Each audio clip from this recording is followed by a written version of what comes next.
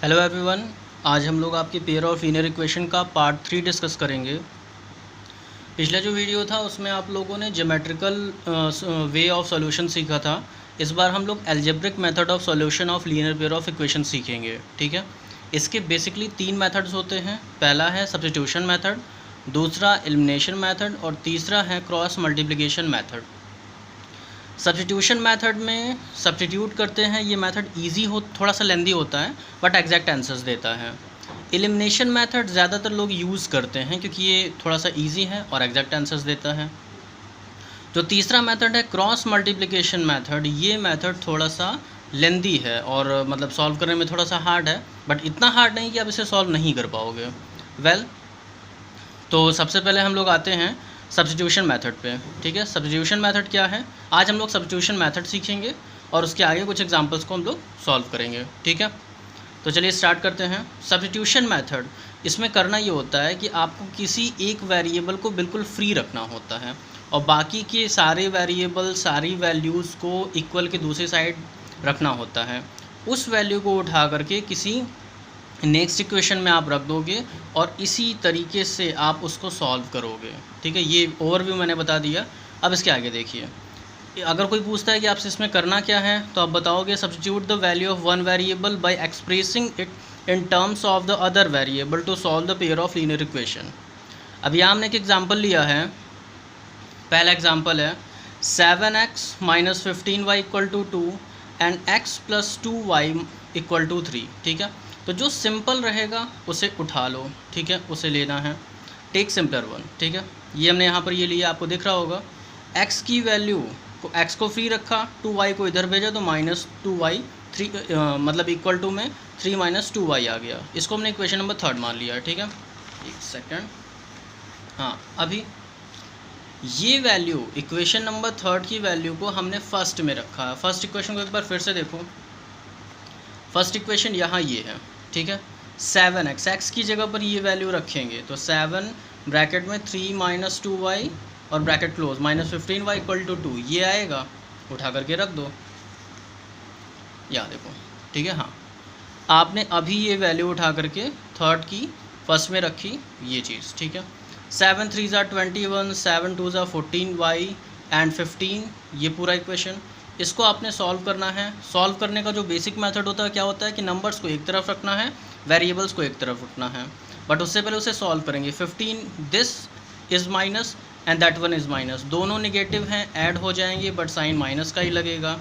अगर आप पहले से पढ़ते चले आ रहे हो तो क्लियर होगा आपको। ठीक है, 21 इस तरफ है, उस तरफ ट्रांसफ़र कर देंगे। ठीक है, या इस एक तरीका और, 2 को इधर लेते आओ तो 2 पॉजिटिव है तो नेगेटिव हो जाएगा, और जो 29y इधर जब जाएगा तो पॉजिटिव हो जाएगा। सॉल्व करके हमने वैल्यू निकाली है y = 19/21। ठीक है, इसी तरीके से आगे करेंगे। देखो ध्यान से। अब ये जो वैल्यू है ये चाहे हम फर्स्ट में भी रख सकते हैं, सेकंड में भी रख सकते हैं, चॉइस आपकी है। ठीक है, अब यहाँ पे जब आप ये वैल्यू सेकंड में रखोगे तो x = 2 × y की जगह पर 19/29 आएगा। ठीक है, इसे सॉल्व करो, फिर वही नंबर दूसरी तरफ ट्रांसफ़र होगा। जब नंबर दूसरी साइड पर ट्रांसफ़र होगा तो इसके अपॉन में हम हमेशा 1 कंसीडर करते हैं। ठीक है, ये हल्का सा मैंने 1 लिख दिया है।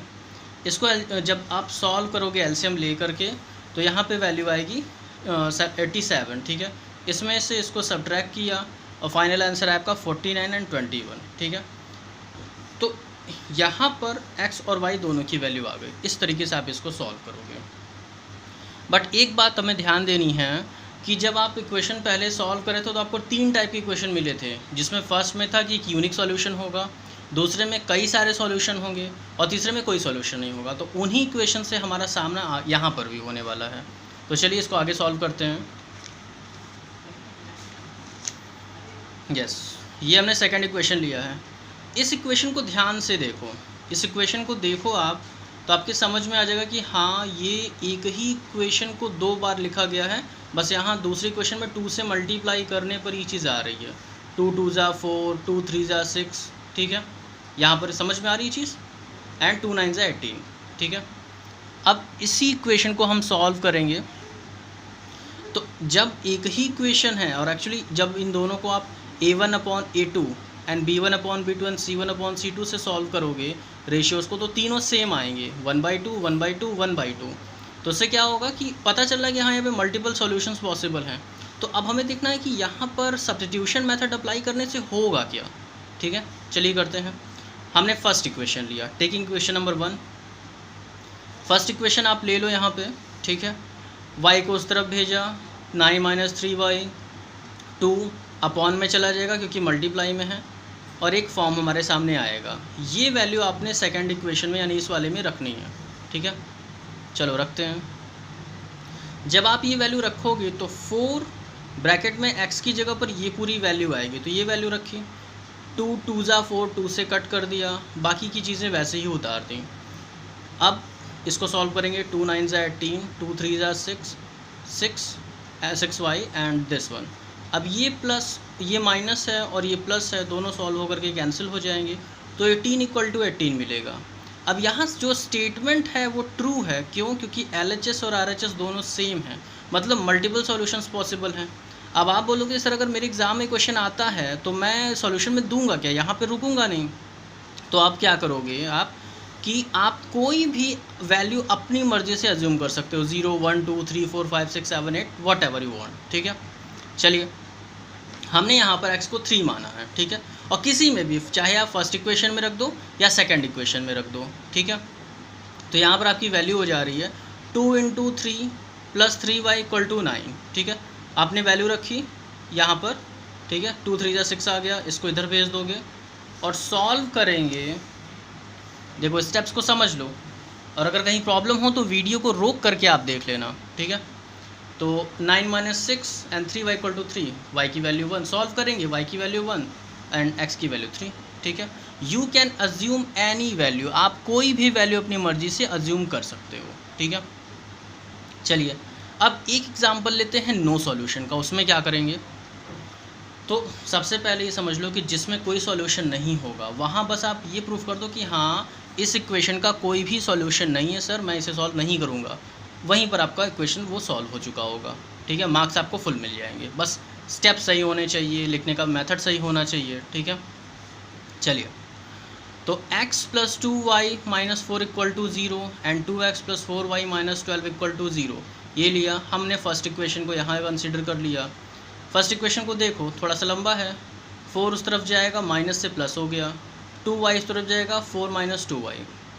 ये वैल्यू उठा करके हमने सेकंड इक्वेशन में रख दी है। ठीक है, अब ये कभी मत करना कि फर्स्ट इक्वेशन लिया और जो वैल्यू है उसको उठा के फिर से फर्स्ट में रख दिया, ये गलती मत करना, ये प्रोसीजर अलाउड नहीं है। ठीक है, और अगर आप करोगे तो LHS RHS आपको सेम मिल जाएगा, तो कुछ अलग सा कहानी हो जाएगा। ठीक है, सेम में मत रखना, पहले वाली कंडीशन हो जाएगी।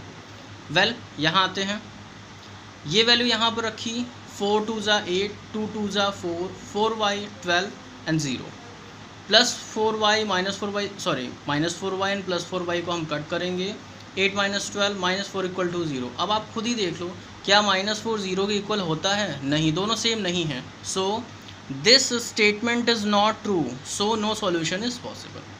तो आपने तीनों केस समझ लिए हैं कि जब मल्टीपल सॉल्यूशंस होंगे तो क्या करेंगे, तब हम अलग अलग वैल्यूज अज्यूम कर लेंगे। ठीक है, जब कोई सॉल्यूशन नहीं होगा तो ये केस आपके सामने, और फर्स्ट में जब एक सॉल्यूशन होगा तो उसका आंसर ऑटोमेटिक आ जाएगा। ठीक है, चलिए आगे बढ़ते हैं। हाँ, अब हम लोग आपकी NCERT की एक्सरसाइज 3.3 को डिस्कस करेंगे। ठीक है, 3.3 में जो आपका फर्स्ट पोर्शन है, जो मतलब फर्स्ट सेक्शन है आपका, जिसमें आपको इक्वेशंस दे दिए गए हैं और इन्हीं तीनों के बेसिस पे सॉल्व करना है। तो मैंने एग्जांपल बता दिया है, उससे सॉल्व करना। नहीं आएगा तो आप मेरे को कमेंट कर देना, उससे पता चल जाएगा कि आप कोई चीज़ नहीं आ रही, तो मैं उसके लिए एक अलग से वीडियो बना दूंगा। वेल, जो यहाँ पर मोस्ट इंपॉर्टेंट क्वेश्चंस हैं या जो जनरली पूछे जाते हैं, ठीक है, उन पे बात करते हैं, जो बेसिकली वर्ड प्रॉब्लम्स हैं।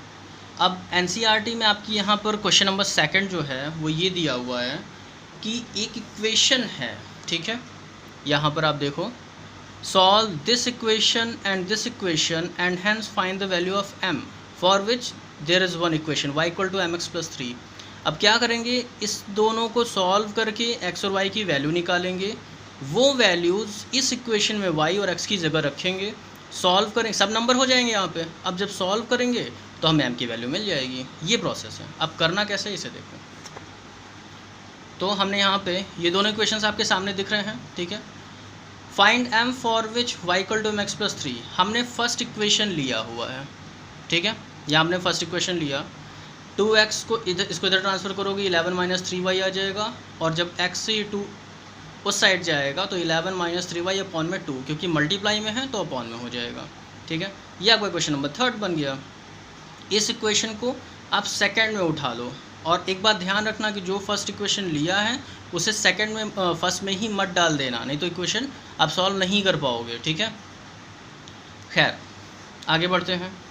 वैल्यू आपने उठा करके सेकंड इक्वेशन में रखी है, 2 को 2 से कट किया तो यहाँ एक नई चीज़ सामने आई है, 11 minus 3 minus 4y equal to minus 24, ठीक है। आप इसे सॉल्व करो, -3 -4 -7, 11 उस तरफ जाएगा, दोनों माइनस में आ गए। या तो आप डायरेक्टली यहाँ से यहाँ माइनस कैंसिल कर दो, ठीक है, या माइनस कॉमन लेके कट कर दो। इन शॉर्ट माइनस कैंसिल ही होगा क्योंकि दोनों तरफ है, ठीक है। और सॉल्व करके y की वैल्यू आ जाएगी 5, यहाँ आपको दिख रहा होगा। y की जो वैल्यू 5 आई है, इस इक्वेशन को ये putting this in equation number 3, अभी फर्स्ट में मत रखना क्योंकि फॉर्म बना है, तो बस y को रखेंगे और हमें वैल्यू मिल जाएगी, ठीक है। ये रहा तो y की जो वैल्यू मिली थी 5, 3 5 ज़ा 15 दिस, और इसको जब आप सॉल्व करोगे तो वैल्यू आएगी -2, ठीक है। आई होप कि चीज़ें क्लियर हो रही होंगी, बहुत फास्ट वीडियो नहीं जा रहा है, ठीक है। अभी आपको x की वैल्यू मिल गई -2, y की मिल गई थी यहाँ से 5, ठीक है। अब ये दोनों वैल्यूज़ आप इस इक्वेशन में y equal to mx plus 3 में रखेंगे, ठीक है। चलिए इसे रखते हैं। जब आपने इसे रखा, y को 5 की जगह रखा और x को 2, यहाँ पे x की वैल्यू 2 रख दी। इसे सॉल्व करो, 3 उस साइड जाएगा तो सब्ट्रैक्ट होके 2 हो जाएगा, -2m एंड दिस यहाँ पर भी एक माइनस, यहाँ पे -2m है, ठीक है, और ये 2। तो ये जो माइनस है, या तो ये डायरेक्ट ऐसे डिवीज़न में भेज दो या माइनस कॉमन लेके भेज दो, दोनों केसेस में ये माइनस उधर ट्रांसफ़र हो जाएगा, क्योंकि आपको जिसकी वैल्यू निकालनी होती है वो एकदम फ्री रहता है। और आप सॉल्व करके देख लो, वैल्यू आ रही है -1। NCERT के आंसर्स में चेक कर लेना, ठीक है। अब हम लोग आते हैं आपके सेक्शन 3 के क्वेश्चन नंबर 2 पे, ठीक है, NCERT के। वो क्वेश्चन ये कहता है कि 2 सप्लीमेंट्री एंगल्स हैं, ठीक है, जिसमें से जो बड़ा वाला है वो छोटे वाले से 18 डिग्री ज़्यादा है। अब आप बताइए दोनों एंगल कौन कौन से हैं, ठीक है। यहाँ पर आप एक बार फिर से देख लो, larger of the 2 supplementary angles exceed the smaller by 18 degrees, बड़ा वाला 18 डिग्री ज़्यादा है, ठीक है। तो उससे पहले ये समझ लो कि ये एंगल्स का कॉन्सेप्ट क्या होता है, ठीक है। जो कॉम्प्लीमेंट्री एंगल्स होते हैं उन दोनों को ऐड करने पे 90 डिग्री आता है, और जो सप्लीमेंट्री एंगल है उन दोनों को ऐड करने पर 180 डिग्री आता है। ये चीज़ें आपको क्लास आई थिंक 6 में भी मालूम हो गई होगी, 6 या 7 में आ गई थी ये चीज़ें, ठीक है। नहीं मालूम है तो फिर से समझ लो, जो angles, those angle which have sum equal to 90 degree they are known as complementary, and those which have sum 180 they are known as supplementary angles, ठीक है। तो हमने माना, we are assuming the bigger angle is x and the smaller is y। तो पहली condition है कि दोनों का सम सप्लीमेंट्री हैं, दोनों का सम 180 होगा, पहली कंडीशन फॉलो हो गई, पहला इक्वेशन भी बन गया। अभी दूसरी कंडीशन, आप यहाँ दूसरी कंडीशन देख लो, ठीक है। जो ये x है यानी बड़ा वाला एंगल है वो अगले से 18 ज़्यादा है, तो अगर अगले से 18 ज़्यादा तो अगले में हम 18 ऐड करेंगे तो ये वाला पोर्शन, ये वाला जो एंगल है ये इसके इक्वल हो जाएगा, ठीक है। इससे इक्वेशन फॉर्म करो, x minus y equal to 18, y इधर आ जाएगा। ये हो गया आपका इक्वेशन नंबर 2, ठीक है। अभी हम इक्वेशन नंबर 1 को ले रहे हैं, ठीक है। यहाँ से आपने लिया x equal to 180 minus y, ये वैल्यू आप उठा करके सेकंड इक्वेशन में डाल दो x की जगह पे। तो जब भी आपने सेकंड इक्वेशन में इसको रखा तो 180 minus y equal to 18, minus minus add हो गए बट साइन माइनस का ही लगता है, रूल है ऐसा, ठीक है। 180 यहाँ पे आए, ये 18, सॉल्व करो इसे, सॉल्व करने पर 162 इक्वल टू 2y, कट करेंगे तो y की वैल्यू आ जाएगी 81। तो छोटा वाला एंगल हो गया 81, अगला इससे 18 ज़्यादा है, कंडीशन के अकॉर्डिंग चलो, या फिर इस वैल्यू को उठा करके फर्स्ट इक्वेशन या सेकंड, अभी इसे किसी में भी रखो चलेगा, ठीक है। चलिए, तो जब भी आपने यहाँ पे फर्स्ट इक्वेशन में इसको रखा है, ठीक है, सॉरी हाँ, putting this value in equation number second, हमने सेकंड में रखा है, सेकंड में आप यहाँ रखोगे तो ये हो जाएगा 100 ऐड करेंगे 8 + 1 9, 1 + 8 9, 99। बड़ा एंगल 99 है और छोटा वाला 81 है, ठीक है। यहाँ से आपका क्वेश्चन सॉल्व होता है। अभी क्वेश्चन नंबर 4, ठीक है, क्वेश्चन नंबर 4 आप देखो क्या है, यहाँ देखो ये The taxi charge in a city consists of a fixed charge and together with the charge for the distance covered, ठीक है। For a distance of 10 km charge is paid 105 rupees and the journey of 15 km the charge is paid 155. What are the fixed charges and the charge per kilometer? Per kilometer means 1 kilometre का charge कितना होगा, ठीक है। चलिए इसे करते हैं। इस क्वेश्चन को ध्यान से समझो कि इस क्वेश्चन में दो चीज़ें हैं। पहला कि एक फ़िक्स चार्ज है आपका, ठीक है, एक आपका फ़िक्स चार्ज है जो कि वेरी नहीं करता, और दूसरा है कि 1 किलोमीटर चलोगे तो उसका हम इतना चार्ज करेंगे, ठीक है। तो क्वेश्चन के अकॉर्डिंग अब हम चलेंगे। हमने माना let the fix charge is X, fix charge को आप एक्स कंसिडर कर लो, and the charge of 1 kilometre is equal to Y, 1 kilometre के चार्ज को वाई मान लिया। तो इसने बोला अब आप मेरे को ये बताओ कि अगर कोई 1 किलोमीटर चल रहा है तो वाई रुपये दे रहा है, वाई रुपीज़ पे कर रहा है, तो 2 किलोमीटर चलेगा तो कितना देगा 2y। अगर वो 5 किलोमीटर चल रहा है तो वो कितना पे करेगा 5y। ये आपको समझाने के लिए बताया है, ठीक है। तो अगर वो 10 किलोमीटर चल रहा होगा तो 10y पे करेगा। तो अभी यहाँ पे और उसमें फिक्स चार्ज भी ऐड किया गया है, तो आपका इक्वेशन बनेगा पहला x + 10y = 105 एंड दूसरा उसने कहा था 15 किलोमीटर पे, तो x + 15y = 155। इन दोनों को उठा करके देख लो, ठीक है। अब हम इसे सॉल्व करेंगे। We are taking equation number first, हमने फर्स्ट इक्वेशन यहाँ पे लिया है।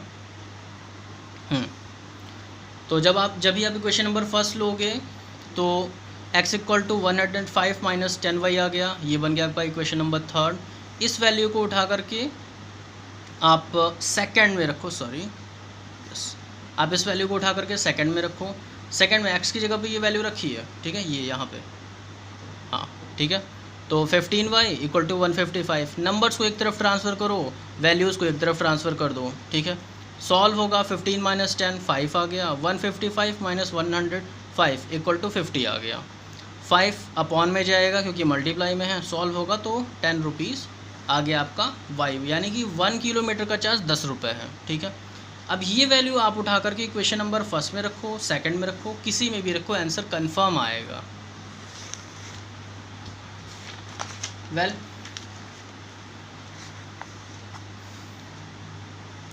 हमने ये वैल्यू उठा करके इक्वेशन नंबर फर्स्ट में रखी है, ठीक है। देखो क्योंकि 105 इक्वेशन नंबर फर्स्ट वाला था, ठीक है।